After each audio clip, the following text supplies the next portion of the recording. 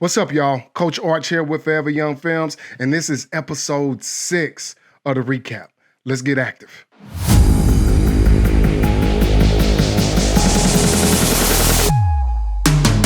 All right, first and foremost, thank you all for tuning in to this, the number 6 episode of the recap. Last week we were out, kind of got busy. That's another story for another day, and most of you probably do not care anyways. But anyways, we're here this week. This episode of the recap is brought to you by not a single soul. Apparently, we're not that big yet, but that's okay. We are building, we continue to grow. So if you haven't already, please like, subscribe, and comment down below. This week, it's getting kind of nippy in Houston as we approach Christmas, and we have 4 games that should definitely heat some things up. So no long monologue this week. Let's go ahead and jump right into the action. Let's get active. All right, we start things off with a special occasion. Tack Minor, Houston basketball legend, getting his number retired at Booker T. Washington. Congratulations, Tack, that's huge. So Booker T taking on Clear Lake team, a Clear Lake team that can clearly shoot the ball, right? So Clear Lake came out shooting the ball. Everybody was making perimeter jumpers. Right there, you had Kenneth Lewis from Booker T, by the way, knocking down a 3, keeping them in the game. But like I said, Clear Lake really shot the ball well in the beginning of the game. That kind of stopped Booker T from getting into what they want to do, which is, get a rebound, get an outlet, get in the open floor, get in transition, get easy buckets. But like you see right there, Travis Cowan, he led Clear Lake in scoring with 18. He shot the ball well. Von Wells shot the ball well. These are 2022 guys for Clear Lake. And right here, if you have not seen this young man here, Chris McDermott, he's a 2024 big for Booker T. Please do yourself a favor. Find their schedule. Go check him out. He is special. He has a chance to be one of those ones. But yeah, so as the game progressed, it was kind of tight. Right here, you got Aiden Woods for Clear Lake getting the saucy layup. And Booker T started forcing some more difficult shots, and then they were able to kind of get into what they wanted to do. They get out in the open floor, let their athletes be athletes, and right here, Jesus Christ, that's nasty. Like week-old turkey tetrazzini. Just, man, their athletes, their young athletes are second to none. Here's Chris McDermott again, polishing off the game. Booker T wins. All right, next, we head out to the Side Hoops Invitational to check out Summer Creek versus Side Falls. These are 2 of your better 6A teams in the Houston area, at least they were projected to be.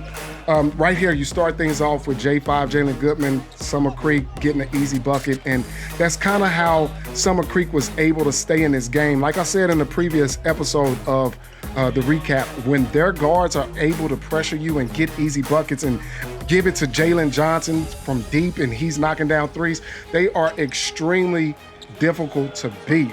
And that's how this game started. They were able to pressure the guards from Side Falls, create turnovers like you see right here.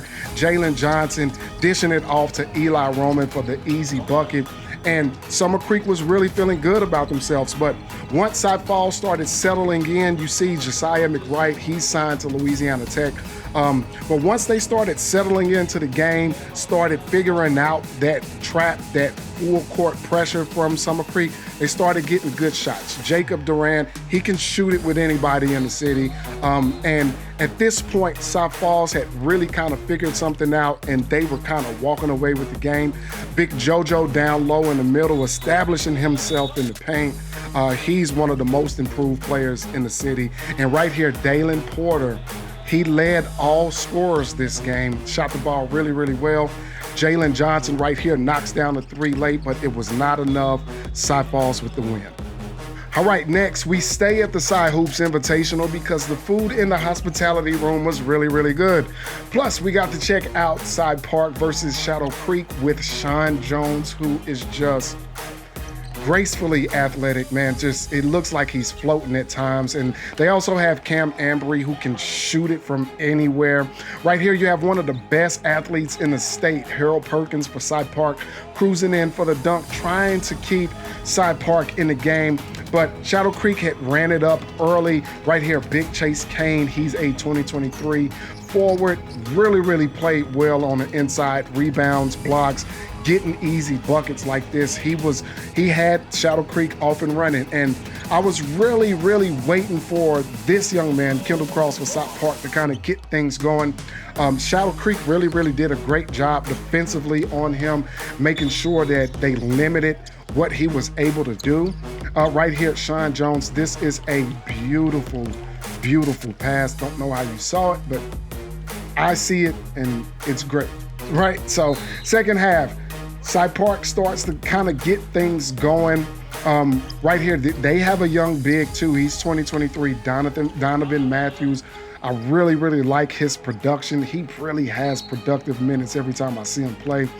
Quentin Beverly, he can fill it up, and he can fill it up in a hurry. So this is late in the game, Side Park closing that gap, getting it into single digits, but too much Cam Ambry from ORU. He's going to ORU, and Sean Jones going to Texas State. Shadow Creek wins. If I had enough money, I would pay Michael Buffer to do his let's get ready to rumble thing for this next one. Strake Jesuit versus Stratford. The crowd was absolutely amazing. I want to give a kudos to both fan bases. It was a super fun game to watch, super energetic, absolutely great atmosphere, and the game matched the energy level of the crowd. Both teams come out scoring the ball well, going back and forth. Right here, young Tristan for Stratford getting in for the easy lay. Like I said, it was going back and forth. This is one of my young guys, Drew. I covered him when he was a freshman.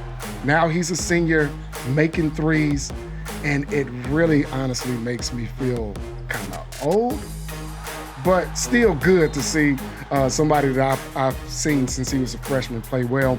Right here, Jace Posey, he always makes me feel well when he's attacking the rim like that.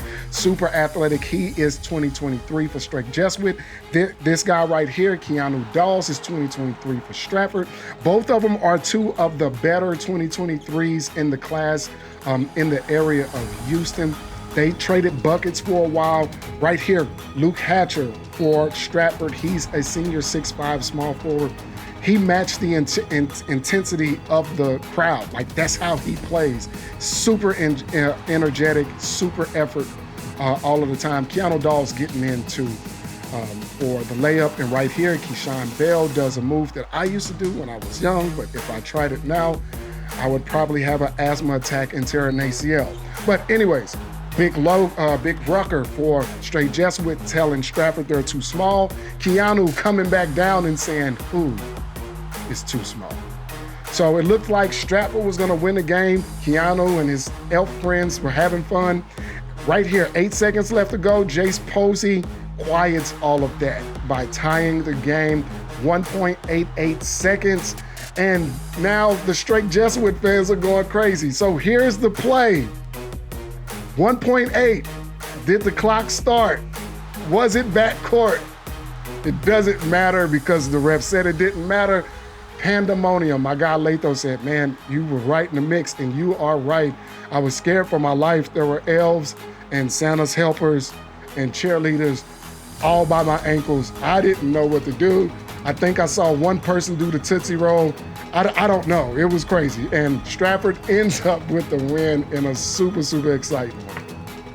All right, that is it for this episode of The Recap. Thank you so much for watching as always. And if you haven't done so already, the time is now. Please like, subscribe, and comment down below. This week we have another full week. On Monday, we will be at Seven Lakes High School as they take on Pearland Dawson.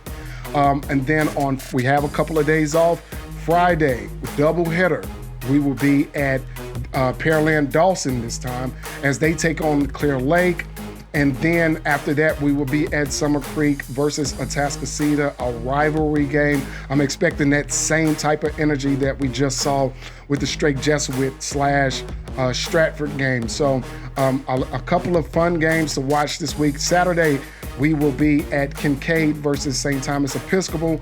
Always available to show my guy, Coach Twine, some love. So I'll be out there to check out the STE Saints going up against Kincaid in a private school matchup.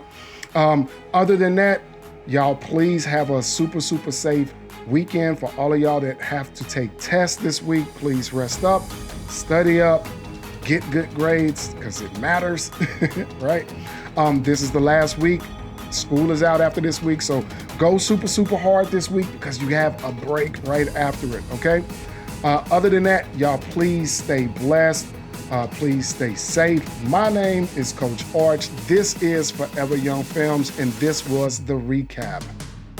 Deuce.